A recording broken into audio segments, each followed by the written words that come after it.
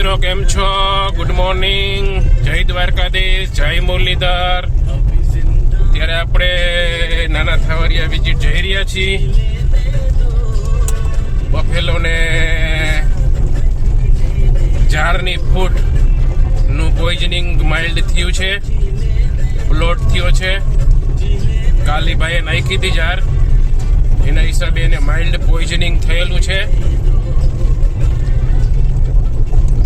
HCN poisoning થાય એમાં, જે કાચું બાટું હોય, પાણીની તંગી હોય અને એના બ્લૂમ સ્ટેજ સુધી હજી આવ્યું ન હોય, એટલે કે નીકળ્યું ન હોય ને પાણીની કમી હોય તો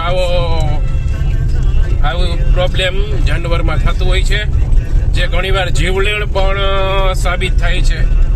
એટલે મિત્રો, બને ત્યાં સુધી આવું કોઈ જે ક્રોસિંગ એનિમલ હોય એને આવું ન ખવડાવવું જોઈએ અને ધ્યાન રાખવું જોઈએ, કારણ કે આ ફૂટ એક એવી વસ્તુ છે બહુ ખરાબ, જેથી કરીને તમે તમારા જાનવર ઘણીવાર એમાં ખોઈ બેસતા હોય છો. તો ચાલો આપણે હમણાં તમને હું બતાવું ભેંસની કન્ડિશન શું છે. જોવો તમે, ચાલો હમણાં બતાવું કે આ ભેંસને શું પ્રોબ્લેમ અત્યારે થઈ ગયો છે. જો તમને એને શું સિમ્ટમ બતાવી રહી છે, કેવી રીતે એને એ પ્રોબ્લેમ થયો છે, એ બધું હું તમને હમણાં બતાવીશ. તો તમે જોજો અને આગળ શેર કરજો, લાઈક કરજો, સબસ્ક્રાઈબ કરજો અને શું એમાં ટ્રીટમેન્ટ આપશું આપણે એ પણ હું તમને કહીશ. Thank you for watching. જો તમને હવે હું આ ભેંસ બતાવું. આ ભેંસ છે, 2 મહિનાથી આ વિયાણી છે. પરમ દિવસે એને આ બાટું ઝારનું નાખી દીધેલું હતું, એના હિસાબે અત્યારે ટોટલી ઓફ ફીટ થઈ ગઈ છે. રૂમેન ડિસ્ટર્બ થઈ ગયું છે એનું, પોદરામાં એમાં થોડીક તકલીફ છે, પ્લસ સાવ ખાતી જ નથી કાંઈ.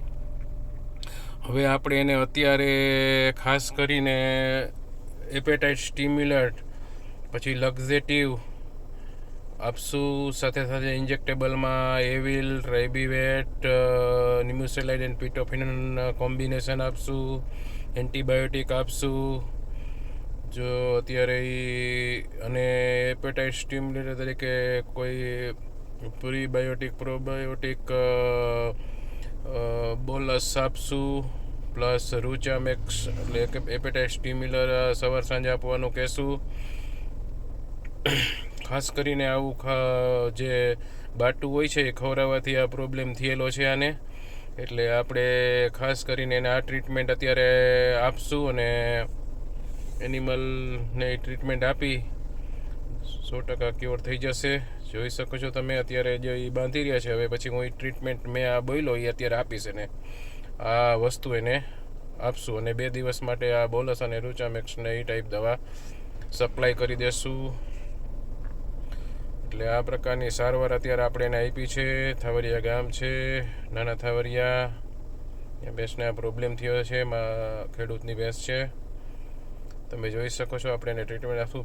એનિમલ બહુ માઇલ્ડ છે, સરસ છે.